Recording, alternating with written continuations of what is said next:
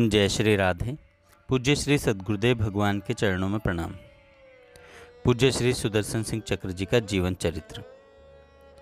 स्वतंत्रता की लड़ाई में अब सुदर्शन जी को कलकत्ते से ही क्रांतिकारियों की जीवन गाथा और आत्मोत्सर्ग के वृत्तांत पढ़ने का चाव बढ़ता गया और क्रांतिकारियों द्वारा अपनाए गए पथ पर चलने के लिए मन अकुला उठा।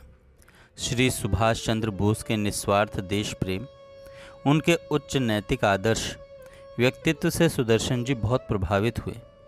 राष्ट्रीय भावना को उद्दीपित करने में बंगला और हिंदी पत्र पत्रिकाओं ने घी का काम किया। समकालीन पत्रों में वंदे मातरम, युगांतर और संध्या ये तीन बड़े प्रभावशाली थे।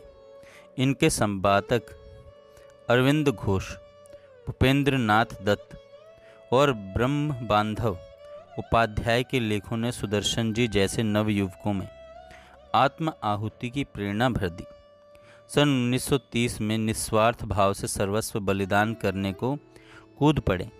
संयोग से उसी समय जिला कांग्रेस के द्वारा काशी विद्यापीठ के एक व्यक्ति को शिविर का कार्य संगठित करने के लिए जूनागढ़ गांव में भेजा।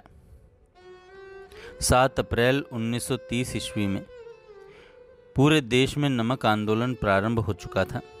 चंदौली तहसील का शिविर भी जूनागढ़ से चलता था।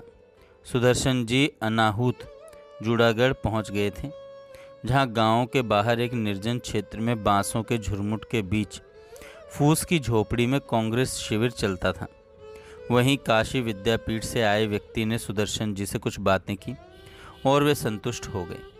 स्वाधीनता आंदोलन चलाए रखने के लिए वहां 4 स्वयंसेवक चुने गए, जिनमें से एक सुदर्शन जी भी थे। ये चारों में सबसे कम उम्र के थे, किंतु इनमें कुछ ऐसे गुण देखे गए कि इनको ही शिविर मंत्री नियुक्त किया। जब इनसे सहन शक्ति की परीक्षा देने की बात कही तो सुदर्शन जी तुरंत तैयार हो गए। उस व्यक्ति ने एक मोमबत्ती जलाई और उस पर सुदर्शन जी के दाहिने हाथ की कलाई रख दी। हाथ जलता रहा और ये सहज भाव से बात करते रहे। बीच में उसने 1-2 बार पूछा कि हाथ में दर्द हो रहा है। 2 बार पूछे जाने तक तो ये चुप रहे, किंतु तीसरी बार पूछा तो सुदर्शन जी बोले, हाथ जल रहा है, दर्द हो रहा है। यह बात हाथ जाने, मैं तो एकाग्र चित्त से आपकी बातें सुनते हुए आगे की योजना पर विचार कर रहा हूँ। उनकी यह स्थित प्रज्ञता देखकर परीक्षक बहुत प्रसन्न हुआ और उसने तुरंत लौ पर से इनका हाथ हटा लिया। औषधि लगाते हुए कहा, विशेष पद के लिए विशेष परीक्षाएं ली जाती हैं कि वह पकड़े जाने पर पुलिस द्वारा दी गई यातनाएं सह सकता है या नहीं, अन्यथा पुलिस उसे पार्टी के भेद, साथियों के नाम, रहने के स्थान आदि बातें उगलवा लेती हैं। तुम्हें मंत्री बनाया गया है। अनेक उत्तरदायित्वों के साथ साथ हमारी योजनाओं को कैसे कार्यान्वित किया जाए आदि सारी बातें तुम्हें ज्ञात रहेंगी। तुम इन्हें इतना गुप्त रख सकते हो, यही जानने के लिए यह परीक्षा ली गई है। यह जलने का निशान सुदर्शन जी की कलाई पर जीवन पर्यंत रहा। सुदर्शन जी के साथ जितने स्वयंसेवक थे वे सबके सब प्राथमिक विद्यालय के शिक्षक पद से त्याग पत्र देकर आए थे। एकदम सीधे साधे और आंदोलन के क्रियाकलापों से पूर्णतः अनभिज्ञ।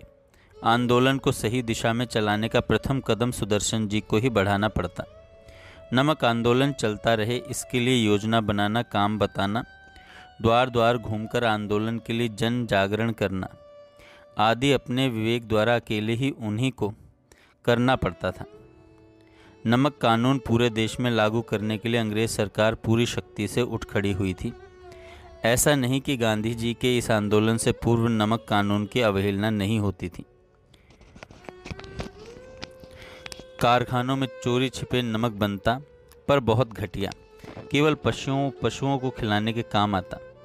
नमक आंदोलन से सरकारी कानून को चुनौती दी थी। जूनागढ़ के कांग्रेस शिविर के मंत्री सुदर्शन जी ने पुलिस थाने में नोटिस भिजवाया था, हम 14 स्थानों पर नमक बना रहे हैं, आप जो चाहे कर सकते हैं। उस समय चंदौली थाने में केवल 12 सिपाही थे। दरोगा ने ऊपर लिखा पढ़ी की सुदर्शन जी ने चरवाहों, गांव के नीचे के स्तर के लोगों का सुदृढ़ समूह तैयार कर लिया था। सभी 14 स्थानों पर नमक बनने लगा। बड़े उत्साह के साथ लोग लगे थे। बीच बीच में सिपाही आकर देख जाते। उन्हें कहीं से भी अतिरिक्त पुलिस की सहायता नहीं मिल सकी। केवल 12 सिपाही इतने जनसमूह का सामना कैसे करते। नमक बन जाने के बाद भी जब किसी की गिरफ्तारी नहीं हुई तो सुदर्शन जी ने एक और खुराफत की।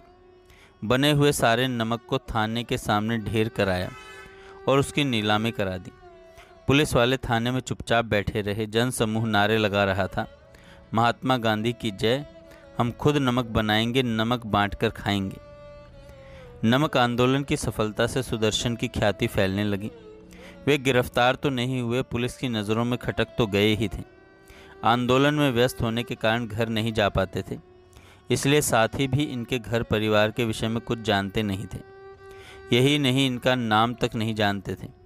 कोई पूछने का साहस भी नहीं करता था। सभी मंत्री जी कहकर बुलाते थे। जिन 4 नेताओं को सुदर्शन जी के आगमन से पूर्व नमक आंदोलन में गिरफ्तार किया गया था, उन पर मुकदमा चला। इस मुकदमे में सरकार की ओर से गवाही देने वाले लोग समाज के बड़े सम्मानित व्यक्ति थे। उनकी गवाही पर उन 4 पर जुर्माना हुआ। जुर्माने की धनराशि न देने पर 2 वर्ष से अधिक की सजा दी गई। जिन लोगों ने गवाही दी थी उन लोगों का सामाजिक बहिष्कार हो गया। उनके घर लोगों का आना जाना, नाई धोबी, सौदा लेना देना सब बंद हो गया। इससे उन लोगों को बड़ी परेशानी झेलनी पड़ी। स्वयं सेवकों के मन में गवाही को लेकर जो डर समाया था वह इस घटना से दूर हो गया। सुदर्शन जी के प्रयास से स्वयं सेवकों की संख्या में कल्पनातीत वृद्धि हुई। नगर या चंदौली में जब भी विदेशी वस्त्रों के बहिष्कार या नशाबंदी का आंदोलन हुआ तो सबसे अधिक कार्यकर्ताओं को लेकर सुदर्शन जी ही पहुंचते।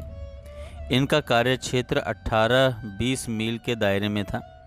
मंत्रणा या योजना निर्धारित करने के लिए वे बस्ती से दूर एक टूटे फूटे मकान में जाते थे, जिसे भूतहा मकान के नाम से जाना जाता था। इस मकान की खिड़कियां इस प्रकार बनी थी कि अंदर का मनुष्य तो बाहर वाले को देख सकता था, परंतु बाहर वाला भीतर वाले को नहीं देख पाता। उसी मकान में मंत्रणाओं योजनाओं के क्रियान्वित करने का सिलसिला जारी रहता। प्रेत की मुक्ति। एक बार किसी साथी ने पुलिस वालों को इनकी मंत्रणा का स्थान बता दिया। उस आधार पर पुलिस अपने 10 साथियों के साथ आ गई।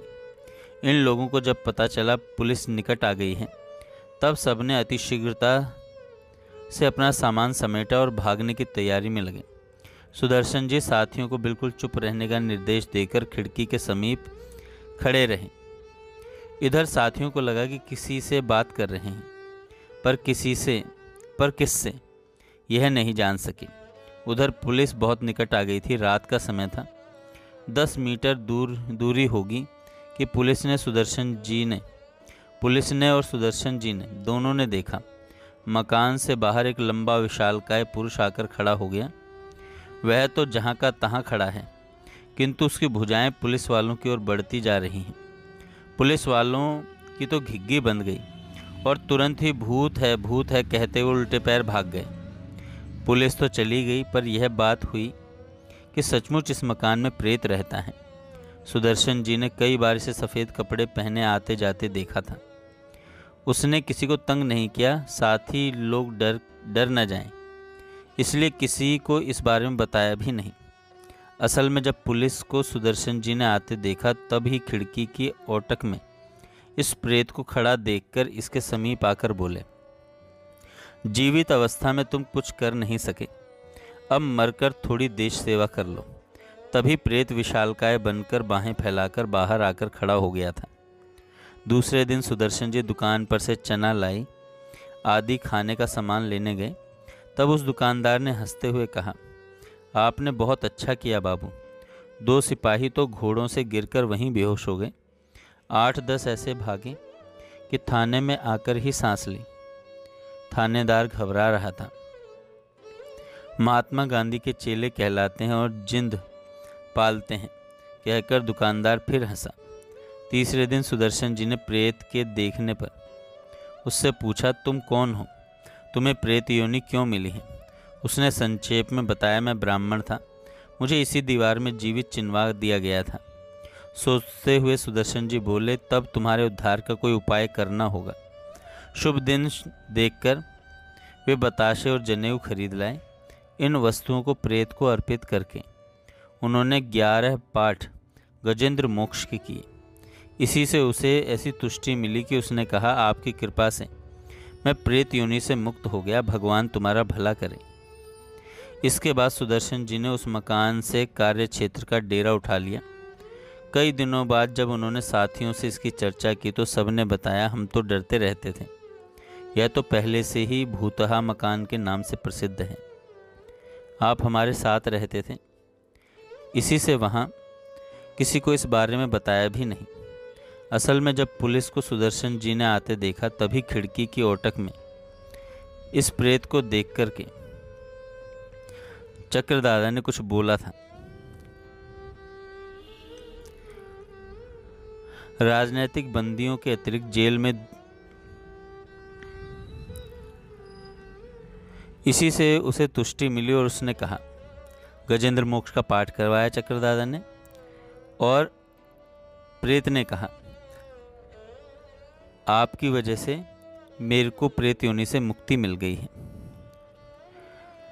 आप हमारे साथ रहते थे, इसी से वहाँ भी डॉक्टरी परीक्षा में कमज़ोर ही माने गए थे, अतः इनके लिए पृथक दूध की व्यवस्था हुई। सुदर्शन जी ने दूध पीने से इनकार कर दिया जब तक उनके बैरक के सभी बंदियों को दूध नहीं दिया गया।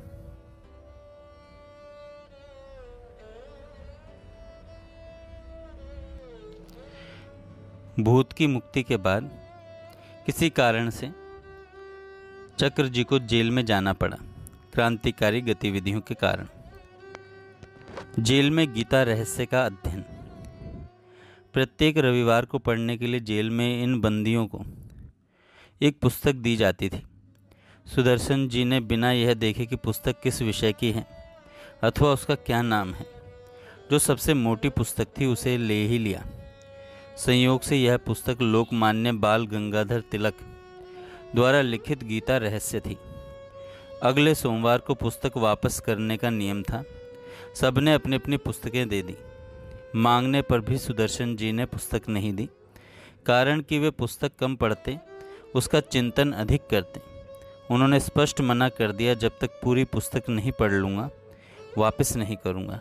यह बात जेल के अध्यक्ष तक पहुँच गई, अधिकारी तक पहुँच गई। उसने क्रोध में आकर आदेश दिया, पुस्तक उससे छीन लो। सुदर्शन जी भी अपनी बात के पक्के थे। जैसे ही पुस्तक लेने का प्रयास किया, तेज स्वर में बोले, नहीं दूंगा, नहीं दूंगा, नहीं दूंगा। अगर छीनने का प्रयत्न किया तो पुस्तक ही फाड़ दूंगा। ऐसी बात सुनकर जेलर भी किम कर्तव्य विमूढ़ सा हो गया, क्योंकि सभी सजाएं उन पर आजमाई जा चुकी थीं। जेलर ने अपने लोगों से पता लगाने को कहा कि छिपकर देखना सुदर्शन जी पुस्तक पढ़ते भी हैं या केवल परेशान करने के लिए वापस नहीं कर रहे हैं। तब मालूम पड़ा दिन में और रात में टिमटिमाती रोशनी में भी ये एकाग्र चित्त से पुस्तक पढ़ते रहते हैं। तब जेल अधीक्षक ने कह दिया, जब तक वह चाहे उस पुस्तक को रखकर पढ़ सकते हैं।